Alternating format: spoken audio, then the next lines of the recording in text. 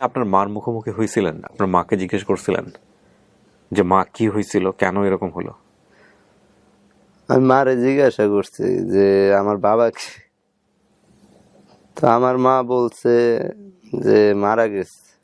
তা আমি বললাম যে গ্রামের লোকজন যে এইভাবে এইভাবে বলে। পরে দেখলাম যে উনি কান্দে দিছে। লাস্টে আমি বুঝছি বিষয়টা যে না, আবার হইছে তো প্রশ্নটা করার আমার ঠিক হবে না ওনাকে। পরে আর প্রশ্ন করেন নাই? পরে ওই যে গেছে, এখনো পর্যন্ত আর কোনো প্রশ্নই করে। ওই নিউজটা দেখার পরে আমি ওই দিন অনেক কান্নাকাটি করছি।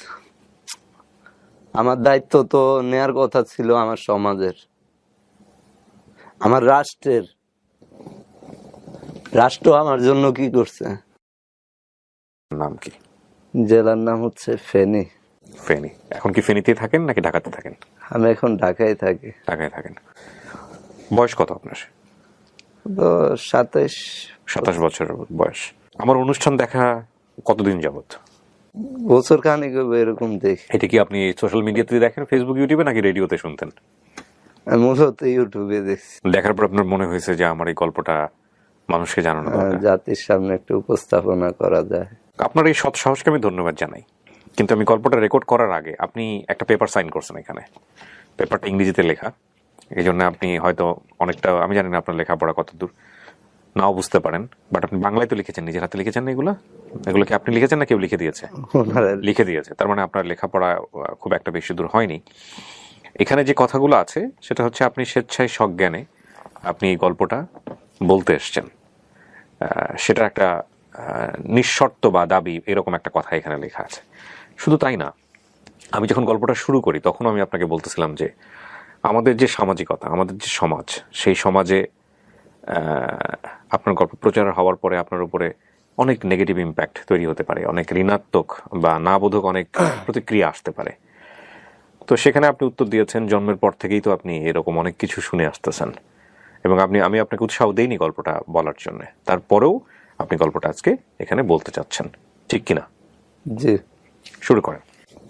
আমার মা হচ্ছে আপনার একটু খাটো, উনি ভারী কোনো কাজ কাম করতে পারে না। তো এই এলাকায় থাকে আমার নানার বাড়িতে। পরে আমি এলাকায় জন্মগ্রহণ করি। আমি ছিলাম আমার নানুর বাড়িতে। আমার নানুদেরও ওরকম সক্ষমতা ছিল না যে আমারে চালাইবে। পরে আমার মা, মানে যেটা আমি দেখছি, উনি ওই যে গ্রাম অঞ্চলে ধানের যে কোড়া গুলা আছে না, ঝুড়ি ঝুড়ি, ওই ঝুড়ি গুলার মধ্যে আপনার আমাদের এলাকায় একটা দোকানদার ছিল, নাম হচ্ছে ভুট্টু। ওই দোকান থেকে আপনার ওই চকলেট নিত, আচার নিত, নিয়া ওই কোরাত করে, উনি তো ভারী জিনিস আলগাইতে পারে না, ওই 2-3 প্যাকেট নিয়ে বিভিন্ন গ্রামে গ্রামে যায় বিক্রি করতেন। তখন আপনার বয়স কত? তখন আমার কত 7 বছর এরকম হবে, মানে তখন আমি একটু বুঝি। স্কুলে দেয় নাই ওই সময়টাতে? স্কুলে বলতে আমার মুক্ত বেদি ছিল, কিন্তু পড়ালেখা করতে পারি নাই। তো 7 বছর বয়সে তখন বাবা কোথায়? বাবার কথা জিজ্ঞেস করতেন না মাকে? জিজ্ঞাসা করতাম, মা বলতো বাবা মারা গেছে। মানে বাপের কথা জিজ্ঞেস করলে বলতো বাবা মারা গেছে। গল্পটা আপনারা আজকে শেষ পর্যন্ত শুনবেন। আমি এটা একটা, মানে আমি আগে কিছু বলতে চাচ্ছি না, একটু মনোযোগ দিয়ে শুনেন। ওকে, তারপর?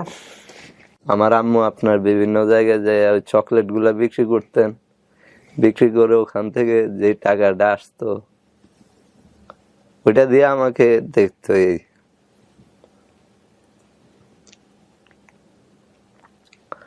আর নানু,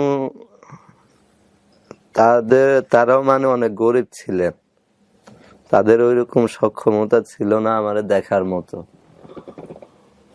পরে আমার নানু আমারে রাখছে, ওনার কাছে রাখছিল।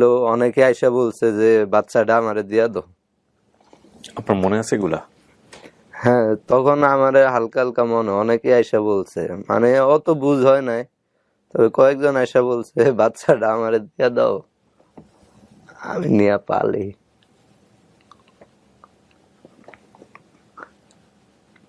তো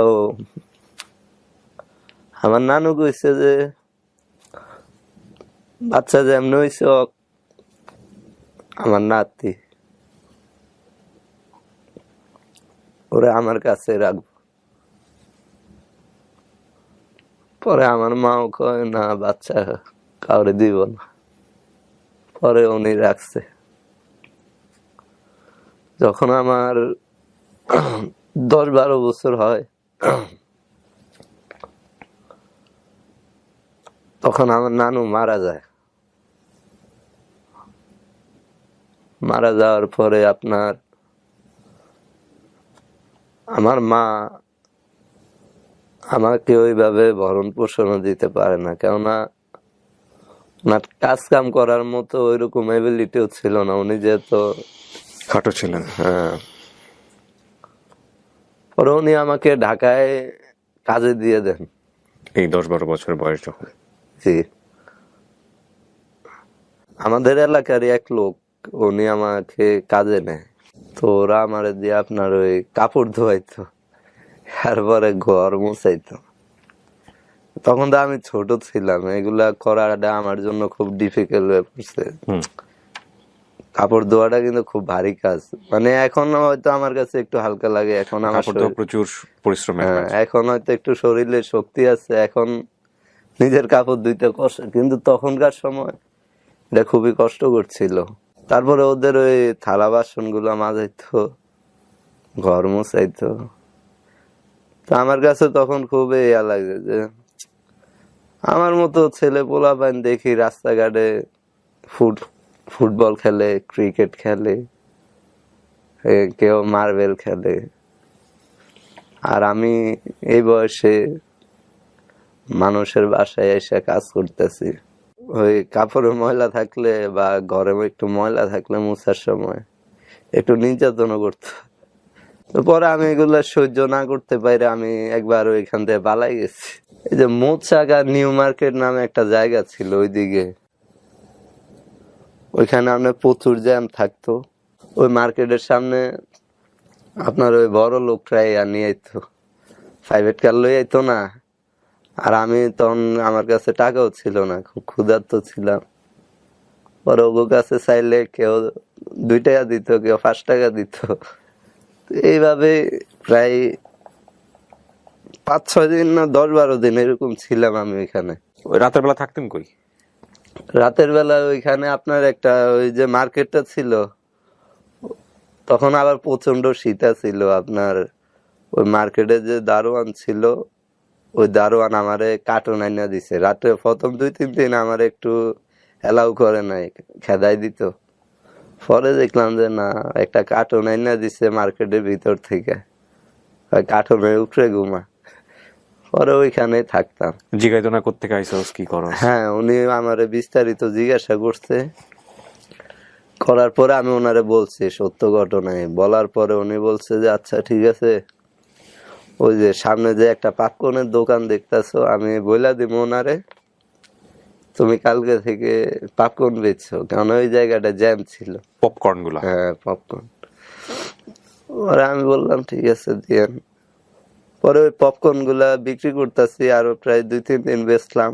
বেচার পরে উনি একটা মহিলা আনছে আমার কাছে।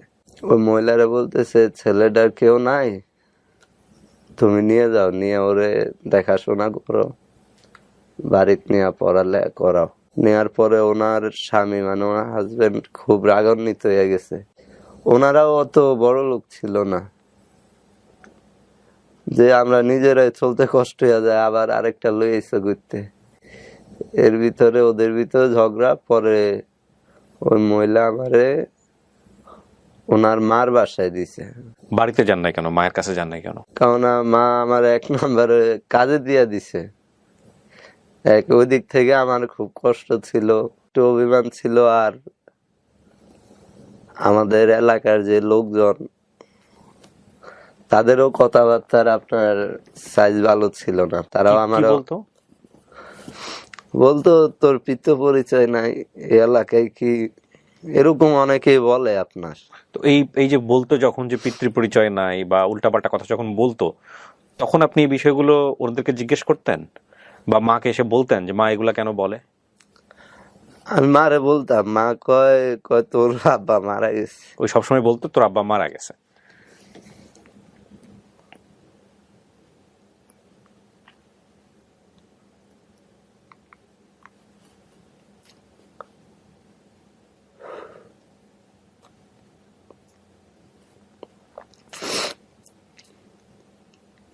তারপর কি হলো? উনি আমার মিরপুর 10 নম্বরে নিয়ে যায়। মিরপুর 10 নম্বরে নিয়ে আমারে আরেক জায়গায় কাজে দেয়। কাজে দেওয়ার পরে ওইখানেও প্রায় অনেকদিন ছিলাম। আদা রসুন আছে না, এগুলা বাটাইতো আমারে দিয়া। তো আমার হাতগুলা ঘা হয়ে গেছিল, আপনার পাও প্রচুর যন্ত্রণা করতো।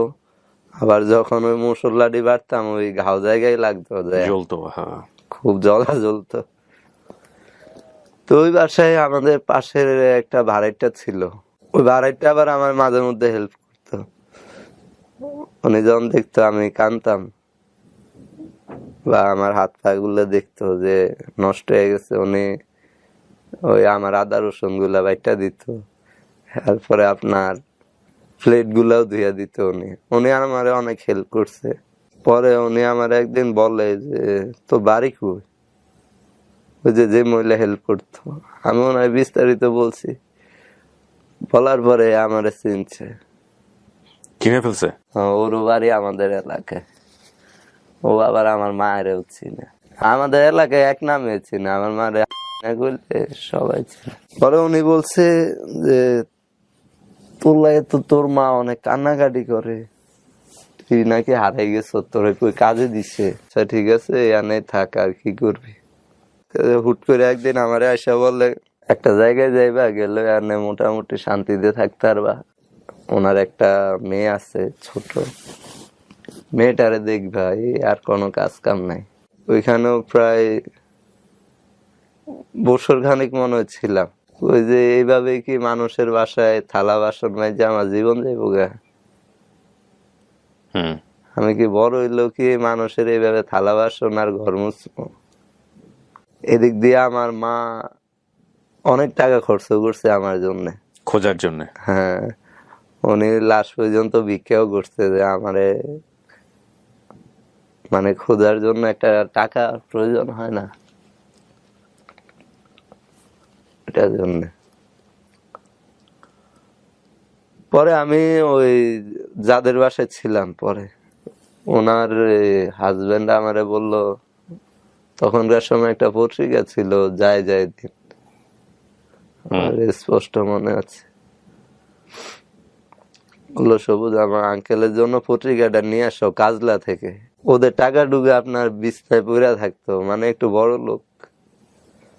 ওনার ওয়াইফ আপনার বিসিএস ক্যাডার, বর্তমানে উনি শিশু মনোবিজ্ঞান ডাক্তার। ইচ্ছা করলে টাকা টুকা লইয়ে পালাইতে পারতাম, মানুষের টাকার প্রতি ওইরকম লোভ ছিল না। আর পত্রিকাটা ওনারে রিটার্ন দিলাম, দিয়া বললাম যে আঙ্কেল আমি নিচের থেকে আসি। এই কথা কইয়া আমি একবারে হাঁটতে হাঁটতে আপনার ইয়াদ গেছি গে, কাশপুর ব্রিজ আছে না, ওইখানে যাওয়ার পরে কাশপুর ব্রিজের নিচে ওই যে নৌকা গুলা, বড় বড় ট্রলার গুলা যায়, এটি সুন্দর লাগে। পরে ওইখানে নামছি, নাইমা ঘুরতেছি গাড়তেছি, হুট করে চিন্তা করলাম যে আমি তো এখানে ঘুরতে আই নাই, আমি আইছি কোথাও যামু, কই যামু তা জানি না, কিন্তু যামু যে কোনো জায়গায়। পরে হাঁটতে হাঁটতে হাঁটতে হাঁটতে প্রায় রাতের 3টা না 4টা বাজে, আপনার সোনারগাঁ মুরগাপাড়া সুবন ইন্ডাস্ট্রি আর একটা চৈত্রী ইন্ডাস্ট্রি, ওইখানে যাই খারাই গেছি, আর আমার পা চলে না। পরে কান্না শুরু করে দিছি, এখানে কান্না করার পরে গার্মেন্টস এর এক ওয়ার্কার আইছে।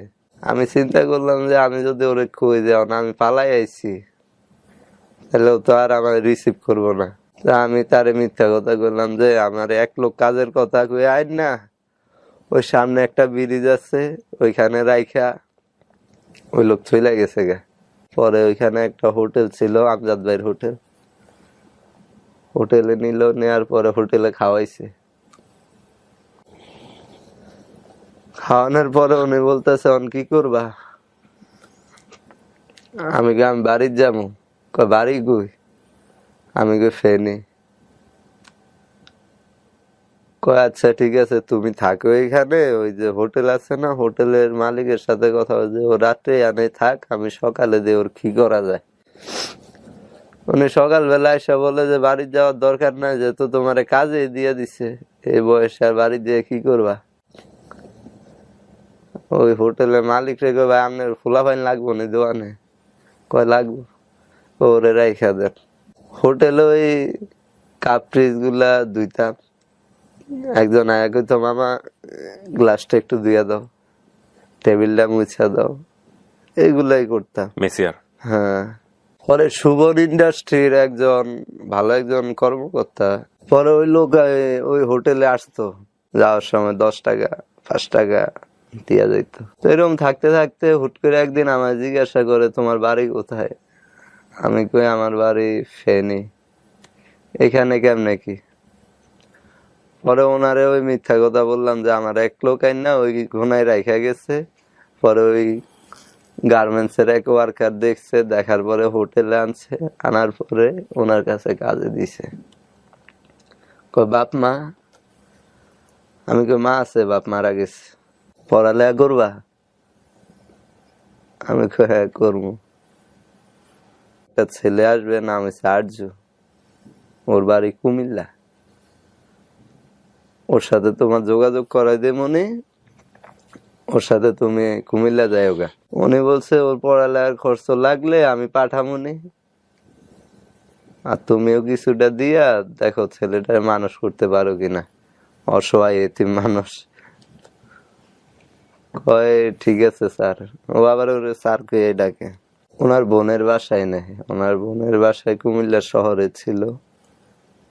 বোনে একটু আনইজি ফিল করতেছে যে কারফুলা লই আইছে, যে তোরে যদি কোনো পুলিশে সমস্যা করে কি আসে? কয় না কোনো সমস্যা নাই, কয় এটা আমার এক স্যারের লোক।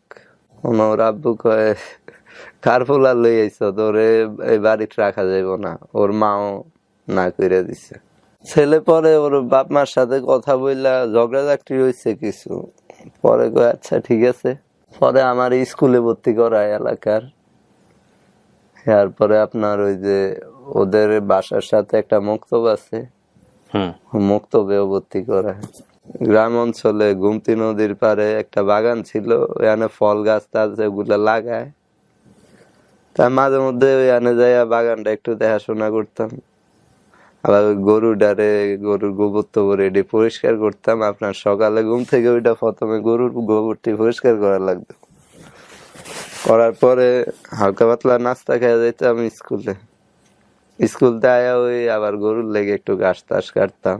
এরপরে আবার ভোরে আপনার ওই মুক্তবে যেতাম, যখন আজান দিত না, আজানের পরে মুক্তবে যেতাম। ওনার সন্তানের মতোই দেখাশোনা করতো। বাসায় ভালো কিছু আয়োজন করলে আমার এই আগে খাওয়াইতো।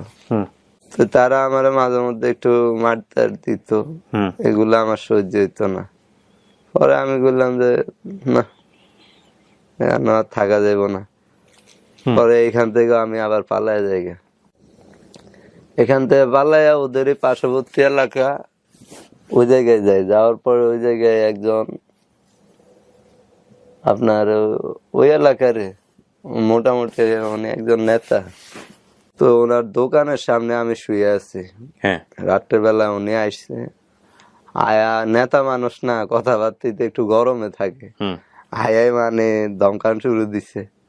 পরে আমি দিছি কাইন্দা, কান্দার পরে আমার করতে আইস বিস্তারিত ভাঙ্গা বলার পরে উনি কয় আচ্ছা ঠিক আছে। ওনার সাথে আরো লোক ছিল, এরা কয় ভাই, কয় এটা তো আপনারে লাগবে। ওনার আবার সৌমেল ছিল গাছ কাটার, কই আরে নিয়ে কাজে লাগাই দেন। পরে কয় ঠিক আছে। পরে ওদের বাসায় নিল, নেয়ার পরে ওনার ওয়াইফ বলতেছে যে না, কয় ওরে বাসায় রাখা যাইব না, তুমি ওরে দোকানে রাখাও। কয় আমার ঘরে এত জিনিসপত্র, ওদের কিছু জায়গা নতুন অবস্থায়। পরে কয় ঠিক আছে। পরে আমার ওই সোমেলে রাখছে। রাত্রেবেলা আপনার প্রচুর ভয় পাইছি, মানে নদী আছে না, নদীর সাথে সমিল। হ্যাঁ। আর কেউ ছিল না সমিলে, শুধু আপনি একা? আমি একা। ওই এলাকাটা একবারে নিরিবিলি আপনার, মানে ওই দিন রাত্রে মনে ঘুমাইতে পারিনি। পরে উনিও আদর করতো, আপনার খাবার দাবার রানলে। লাস্ট পর্যন্ত ওনারা আমার ওনাদের বাসায় রাখছে। এখন আমার হুট করে একদিন বাড়ির কথা মনে উঠে গেছে, মানে কাকা বলি আর কি, হুম। যে আমি বাড়ির যাবো। কই, তুই বাড়ি চিনবি? আমি কই চিনবো। ওই ঠিক আছে, আমার প্রোগ্রাম আছে, প্রোগ্রাম শেষ হইতে আরো 15-20 দিন লাগবো, আমি তোমার লয়ে যাবো নে।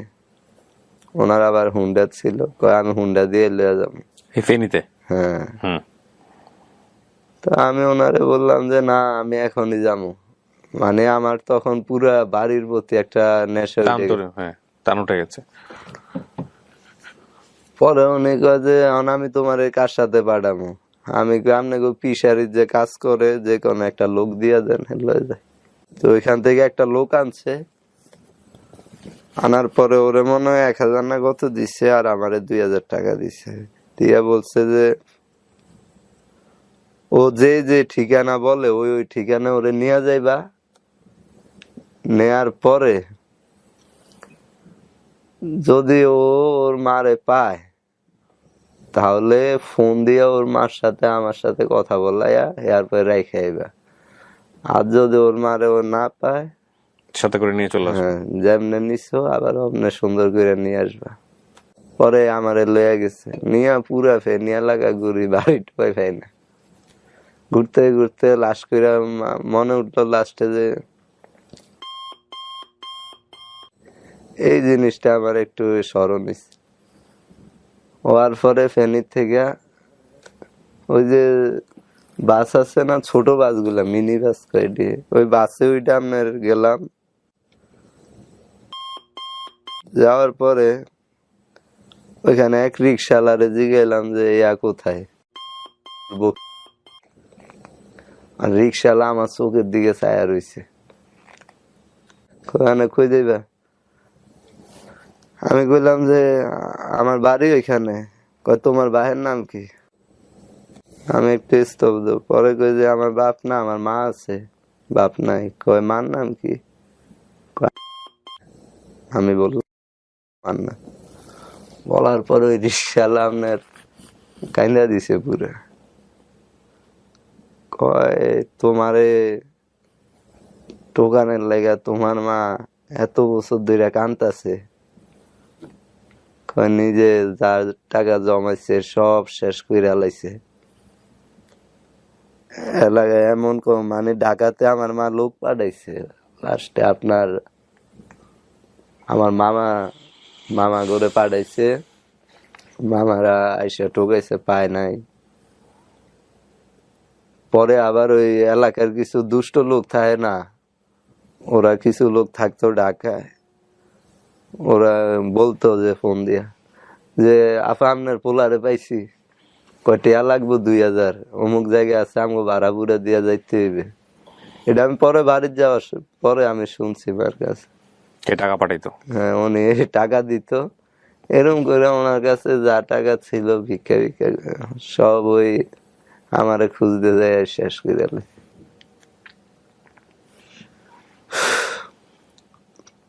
পরে উনি আমারে বাড়িতে নিয়ে যায়। নিয়ে যাওয়ার পরে এলাকায় মানে একটা হইচই পুরা জায়গা। মা তো দেখা পুরা মানে কান্নাকাটি, মানে ওই টাইমে পুরা একটা কান্নাকাটির অবস্থা। আপনার আমার মা এসে উনি কান্দাছে, মামারা কান্দাছে, মামি, মানে সবাই কান্নাকাটি লাগাই দিছে। এতদিন পরে কইতে আইলো, কি আসবে বিষয়। ওই লোকের সাথে কথা বলে, যে লোক সাথে করে নিয়ে গেছে, ওনার সাথে কথা বলে। কথা বলার পরে আমার মা কয় যে আমার ছেলের এত বছর পরে পাইছি, আমি আর এই ছেলে কাজে দিব না। এরে কাজে দিয়ে আমার জীবনটাই নষ্ট হয়ে গেছে। আমি প্রায় 7-8 বছরের মতো আপনার মনে হয় বাইরে ছিল। এই মা কাজে দেওয়ার পরে 7-8 বছরের মতো বাইরে ছিলেন। এই 7-8 বছর পরে মায়ের কাছে যাওয়া। জি। পরে তখন পর্যন্ত আপনি এই রিয়েল কেসটা জানেন না? এলাকায় রাজমিস্ত্রির কাজ টাজ করি। তো হুট করে অনেকে অনেক কথা কয় যে "এই, তোর এই এলাকায় কি জন্মের পরিচয় নাই, বাবার পরিচয় নাই, গ্রামে থাকে না এরকম কিছু লোক আমের"। ওরা এইভাবে ব্ল্যাকমেল করতো আমারে। তো একদিন আমাদের এলাকার এক মুরব্বীর সাথে এই বিষয় নিয়ে আমার অনেক দ্বন্দ্ব হয়েছে। দ্বন্দ্ব বলতে? মানে উনি আমারে অনেক খারাপ খারাপ ভাষায় কথা বলছে, এটা আর আমি সহ্য করতে পারি না। যাইয়া ঘরের জিনিসপত্র যা আছে সব ভাঙা লাইছে। ভাঙার পরে আমার মামি আসছিল, আপনার বড় মামি আর কি, উনি আয় আঞ্জা ঘুরে ধরে কয় কিসে সমস্যা কি আমারে মানছে অনেক কথাই কইব, এটি কান দেয়া লাগবো না, তুই এরম করস কা, পাগল হইয়া গেছ। তখন তো আমি বুঝি একটু এলো, পরে চিন্তা করলাম যে না, এই এলাকায় আর থাকা যাইব না। আমি একটা জিনিস আপনার একবার দুইবার বললে, কিন্তু এই জিনিসগুলা বারবার শুনতে এটা নিজের কাছে খুব খারাপ লাগে। তো মাকে আপনি জিজ্ঞেস করতেন না যে মা এগুলো কেন বলে? তখনও জিজ্ঞেস করেন নাই? পরে আমি এলাকাতে ঢাকায় চলে আসি। আবার? হ্যাঁ, আর আমার চাকরির প্রতি মন বসে না, মানে কারো কাছে বান্দা থাকা এটা আমার আর ভালো লাগে না। পরে হকারি করি, একটা মেহেদি, একটা গলার চেন, 5টা তুলি, মানে ব্যান্ড গুলা, এরকম 5টা আইটেম দিয়ে একটা প্যাকেজ বানাইছে, আমাদেরকে 70 করে দিত, আমরা 100 করে বেচতাম। হকারি করা শুরু করলেন? হ্যাঁ, এইভাবে হকারি। তো বাসে উঠে তো বলতে হয়, পারতেন বলতে? প্রথম অবস্থায় একটু আনইজি লাগতো, যখন প্রথম উঠছি তখন তো হাত পায়ে কাঁপতো, যে একটা বাসে কিন্তু 50-60 জন লোক বসে থাকে, এদের সাথে কথা বলাটা প্রথম অবস্থায় মানে একটু আনইজি ফিল করতাম। পরে এটা আস্তে আস্তে ঠিক হয়ে গেছে, অভ্যাস হয়ে গেছে। কত বছর ধরে হকারি করেন? 5-6 বছর উপরে। 5-6 বছর। পরে আমি ঢাকায় থাকার পরে আবার একবার বাড়ি যাই, যে আমার বাবার বিষয়টা কি, আমার এটা জানতে হইব, তো আমি এখন বড় হইতেছি। বাড়ি যাওয়ার পরে আমাদের এলাকায় মুরব্বী করে জিগাইলাম যে ঘটনা, আমার বাবার বিষয়টা যদি জানেন আমার একটু বলেন দেখি।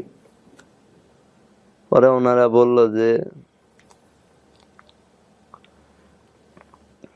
তোমার আম্মু আর তোমার যে বাবা, ওনাদের বিয়ে হয় নাই,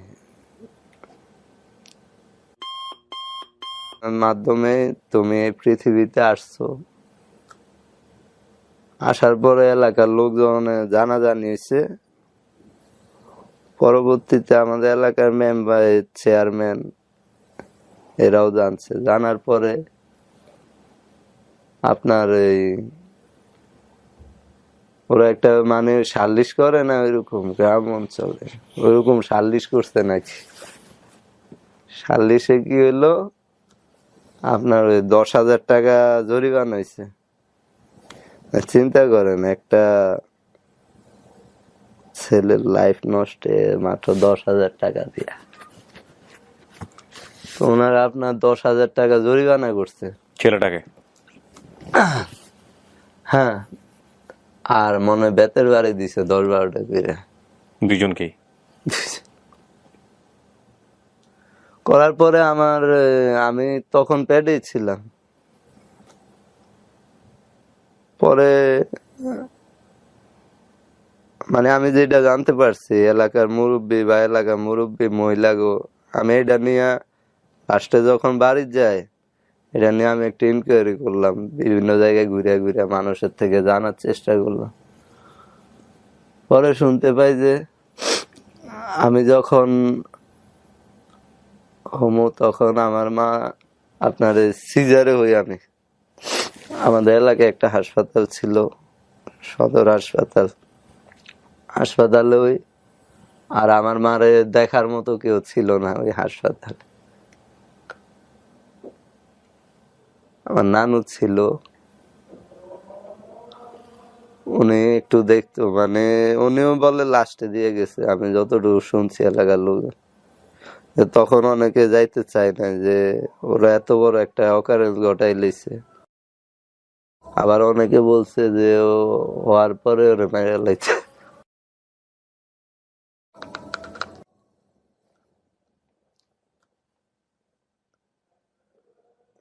বা কাউরে দিয়ে দিতে। তো আমার মা বলছে যে না, তা করার দরকার নেই, ভুল যেহেতু কইরাই আলাইছি,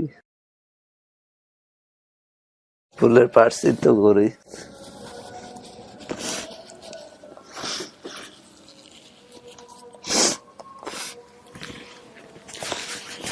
আমরা একটা ব্রেক নিব প্রিয় দর্শক এবং শ্রোতা। এই ব্রেকটা আপনারা দেখতে পাবেন না ডেফিনেটলি, আজান দিয়ে দিয়েছে মাগরিবের আজান যখন আমি রেকর্ড করছি অনুষ্ঠানটা। ব্রেকের পর আমরা আবার কন্টিনিউ করব। মানে এটা আমার মারে অনেকে বলছে হ্যাঁ যে নষ্ট করে ফেলাইতে, হ্যাঁ কিন্তু আমার নানু এটা বাধা দিছে। আমার নানু, যেরকম আমার একজন মামা আছে, উনি যখন এই ঘটনা ঘটছে পরে উনি আমাদের বাড়ি ছেড়ে দিছে, উনি আর বাড়িতে আসে না। আপনি কি কখনো এই ইস্যুটা নিয়ে আপনার মার মুখোমুখি হয়েছিলেন? আপনার মাকে জিজ্ঞেস করছিলেন যে মা কি হয়েছিল, কেন এরকম হলো? আমি মারে জিজ্ঞাসা করছি যে আমার বাবা কি, তো আমার মা বলছে যে মারা গেছে। তা আমি বললাম যে গ্রামের লোকজন যে এইভাবে এইভাবে বলে।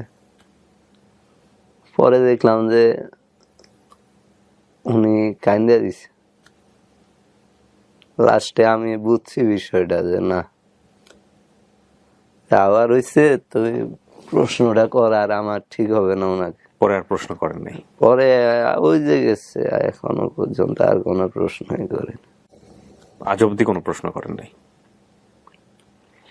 কারণ আমার মতো অনেক ছেলে তো, এই যে কিছুদিন আগে আমি দেখলাম, এই আপনার টিভিতে দেখছি যে আপনার অবৈধভাবে বাচ্চাটা হয়েছে, হওয়ার পরে বাচ্চাটা হাসপাতালে আনছে, সুস্থভাবে বাচ্চাটা হয়েছে, লাস্টে বাচ্চার নানি নিয়ে ওই বাচ্চার হাত পা ধুইছে, এরপর টিপে মারছে।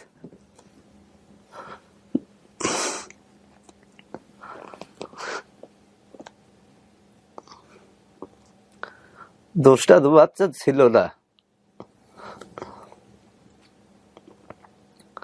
দোষ কি বাচ্চা ছিল? কিন্তু বাচ্চাটা জীবনটা,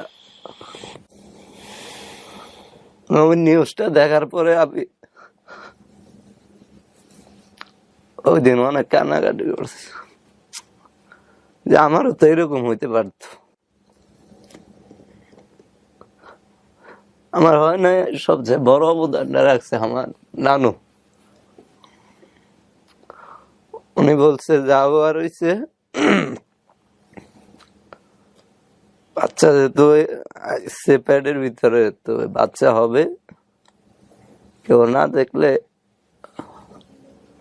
আমি ভালো। পরে আমার নানু মানে আমার দেখছে। আর এই বর্তমান সমাজ ব্যবস্থা, আপনার রাজনৈতিক ব্যবস্থা বলেন, পারিবারিক ব্যবস্থা, অর্থনৈতিক, এই ব্যবস্থাটা খুবই একটা বাজে একটা অবস্থা। এখানে মানবতা নাই, এখানে মানবতা আজকে ভুলুণ্ঠিত। এখানে যে দুর্বল সবল এসে তারে মানে আক্রান্ত করে তারে চায় যে আরো মানে ডুবে মারতে। এই ব্যবস্থাটারে পুরা ঢেলে সাজাইতে হবে, বুঝলেন না? এই ব্যবস্থা যতদিন থাকবো, আমার মতো হাজারো সন্তান আসবে যাবে, এভাবে পৃথিবীটা চলতেছে, বুঝলেন না? আমার দায়িত্ব তো নেয়ার কথা ছিল আমার সমাজের, আমার রাষ্ট্রের। রাষ্ট্র আমার জন্য কি করছে, আমার সমাজ আমার জন্য কি করছে?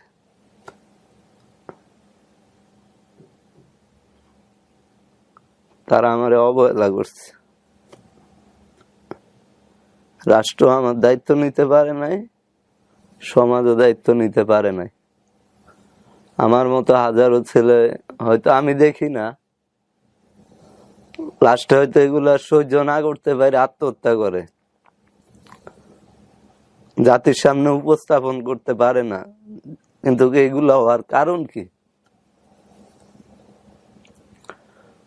আমরা যদি ওইভাবে পদক্ষেপ নিতাম তাহলে আমার আর আজকে আপনার প্রোগ্রামে এসে কথা বলা লাগতো না। ট্রু। লাগতো? আমি জাতির কাছে এটাই বলতে চাচ্ছি, আমাদের এই অবস্থা কেন? আমরা কি পারি না এই সমাজ ব্যবস্থাটাকে পরিবর্তন করতে? যিনি আপনার বায়োলজিক্যাল ফাদার, মানে বায়োলজিক্যাল ফাদারের বাংলা কি আমি জানি না, মানে বাবার ভূমিকায় যিনি আর কি, যার ঔরস্য জাত আপনি, তাকে চিনেছেন? চিনে থাকলে কার মাধ্যমে চিনছেন? চিনছি, সবাই বলো উনি তোমার বাবা, এতটুকুই জানি। ওনার সামনাসামনি কখনো হয়েছেন? অনেকবার। ওনার সাথে আপনার সম্পর্ক কি? কথা হয়েছে কখনো? এই বিষয় নিয়ে কখনো কথা হয় নাই?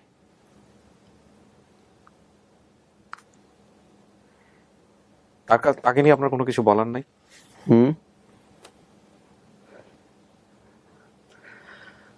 তাকে নিয়ে এতটুকুই বলবো,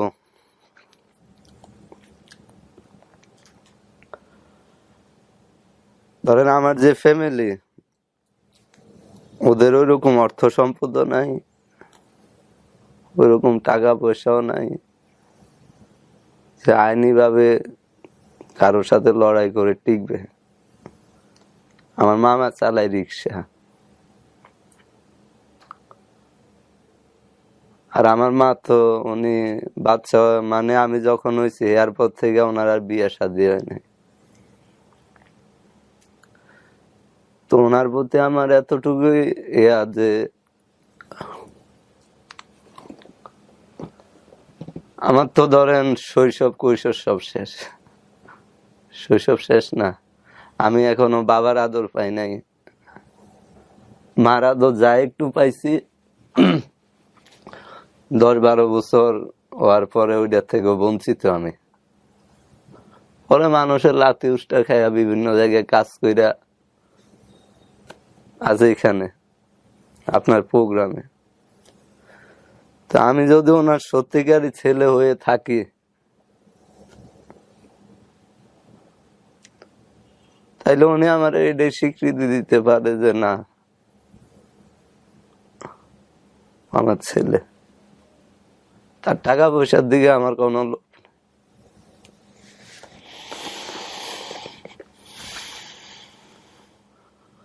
আর যদি সে স্বীকৃতি না দেয়,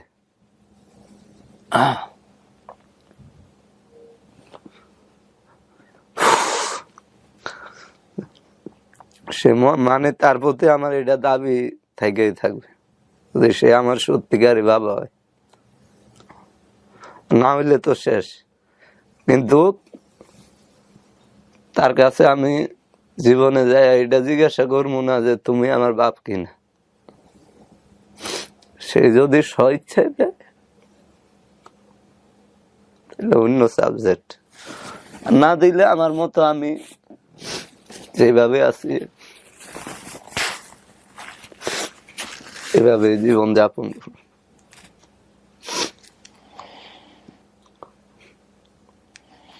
আপনাকে এই প্রশ্নটা আমার করার কোনো দরকার নেই যে আপনি কেন এই গল্পটা বললেন আজকে এই সোশ্যাল মিডিয়াতে এসে। আপনি যা বলেছেন তার মধ্যে অ্যান্সারগুলো আছে।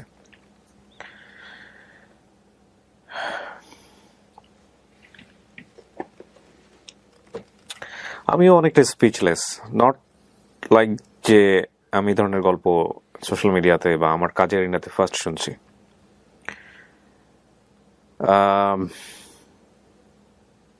ডেফিনেটলি সোশ্যাল মিডিয়াতেই প্রথম হয়তো আমি পোর্ট্রে করলাম, বাট রেডিওতে আমি কিছু স্টোরি পোর্ট্রে করেছিলাম যেগুলো অত্যন্ত সাহসী গল্প ছিল, অত্যন্ত সাহসী গল্প। বিশেষ করে বর্ষার গল্পটা যাদের মনে আছে, আমি জানি না বর্ষা এখন কোথায় আছে, কেমন আছে।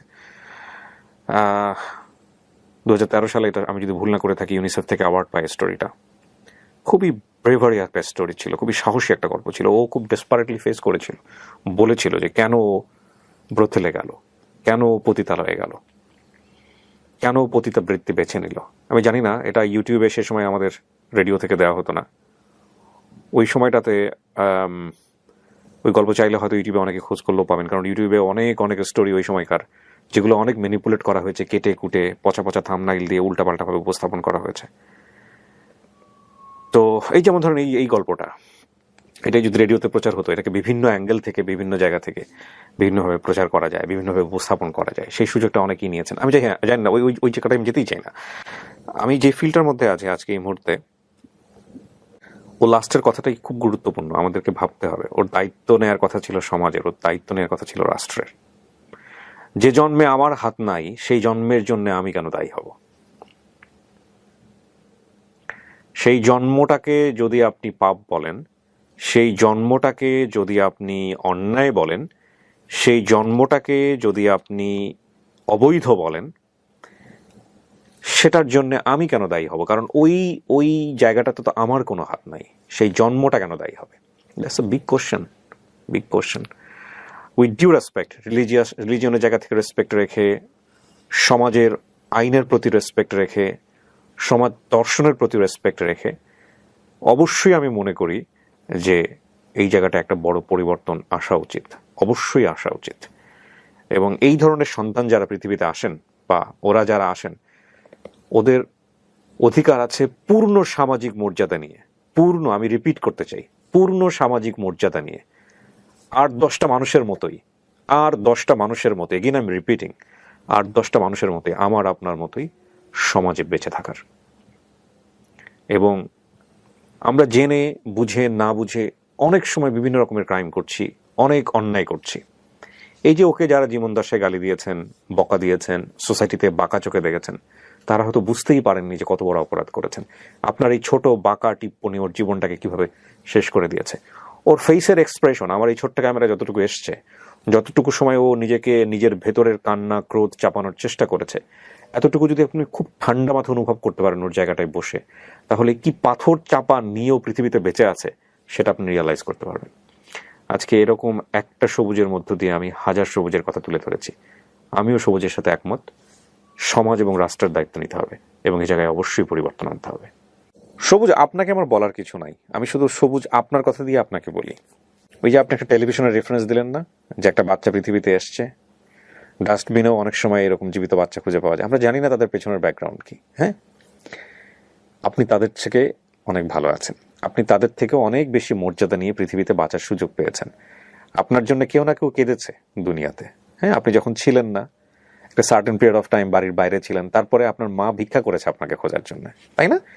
আপনার জন্যে মা ছিল, সে তার সারা জীবন ধরে, কিন্তু সারা জীবন ধরে এই ভুল হোক বা যেটাই হোক না কেন, সেটার খেসারত দিচ্ছে না, এখনো দিচ্ছে।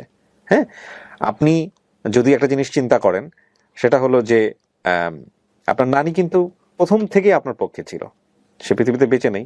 হ্যাঁ, আল্লাহ তার ভালো করুক, আমি দোয়া করি, আমরা সবাই দোয়া করি। আপনার জন্য কেউ না কেউ ছিল, মামি ছিল, মামা ছিল, কেউ না কেউ ছিল পৃথিবীতে। আপনি সেদিক থেকে সৌভাগ্যবান। এইগুলো হচ্ছে আপনার শক্তি। বাকি জীবনটা আপনি এই কথাগুলো ভাবতেন। আর আপনি আজকে একটা দারুণ কাজ করেছেন। এই দারুণ কাজটা হচ্ছে আপনি খুব সৎ সাহস নিয়ে পুরো গণমাধ্যম, পুরো সামাজিক যোগাযোগ মাধ্যম ফেস করেছেন। হ্যাঁ, কাউকে না কাউকে বলতে হবে, কাউকে না কাউকে শুরু করতে হবে। আপনাদের এই দুঃখটা, আপনাদের এই চাপা কষ্টটা সাধারণ মানুষ, যাদেরকে আমরা quote and quote general people বলি, তাদের সামনে যদি না নিয়ে আসা যায়, তারা যদি না দেখে যে আপনারা কি কষ্ট নিয়ে পৃথিবীতে বেঁচে থাকেন, তাহলে এগুলো নিয়ে কেউ ভাববে না, এগুলো নিয়ে কারো চিন্তা ভাবনা ক্রিয়েট হবে না। হয়তো আজকের এই গল্পের পর আপনার জীবনটা আরো কঠিন হয়ে যাবে, কিন্তু আপনি আজকে বলে অনেকের জন্য চিন্তার জায়গা তৈরি করে দিলেন। সেই জন্য আমি আপনাকে স্যালুট জানাই। আপনার ফেস আমি কোনোভাবেই হাইড করি নাই, গোপন করি নাই। আপনাকে আমি অনেক সময় ইউটিউবে যেহেতু ভিডিও দেখেন, এরকম গল্প যারা বলে তাদের ফেসটা অনেক সময় ঢেকে দেওয়া হয়, ব্লার করে দেওয়া হয়। আপনি যেরকম মানুষ সেভাবেই আমি আজকে এখানে উপস্থাপন করলাম। আপনি কেন এত সৎ সাহস নিয়ে, এইরকম সাহস নিয়ে আপনি আজকে এইভাবে ভিডিওর সামনে আসলেন? চাইলে তো আপনার ফেস আমি ঢেকেও দিতে পারতাম। আমি আর জাতি দেখুক আমাকে। মানে যে অপরাধ আপনি করেন নাই সেটার জন্য আপনি কেন মুখ লাগাবেন? 2 নম্বরে আমার মতো হাজারো লোক আছে কিন্তু এরকম, কিন্তু তারা প্রকাশ্যে আসে না, হয়তো লোক লজ্জার ভয়ে হোক, যেভাবে হোক, কিন্তু তাদের কষ্টটা এই জাতির সামনে উপস্থাপন করার মতো তাদের ওই শক্তিটুকু তারা পায় না। আমি ওইখান থেকে একজন এসে দাঁড়াইলাম, দেখি এদের জন্য রাষ্ট্র অথবা সমাজ কিছু করতে পারে কিনা। এই যে আমার যিনি বাবা, উনি তো এলাকায় দোকান আছে, আবার ওনার ছেলে মেয়ে সবাইরে পড়ালেখা করে। তো আমারও তো ওই জায়গায় থাকার কথা ছিল, কিন্তু আমি আজকে কি করি, রাস্তায় হকারি করি। তারপরে আল্লাহ যে আমার বাঁচাই রাখছে, এটাই শুক্রিয়া। কত পোলা পাইনি এভাবে মাইরা ফেলাইতেছে, ওইখান থেকে যে আমি একজন এখনো বাইচে আছি, এটা আল্লাহর কাছে শুক্রিয়া। এই তো, আর তো কিছু বলার নাই। শেষ করি তাহলে। প্রিয় দর্শক এবং শ্রোতা,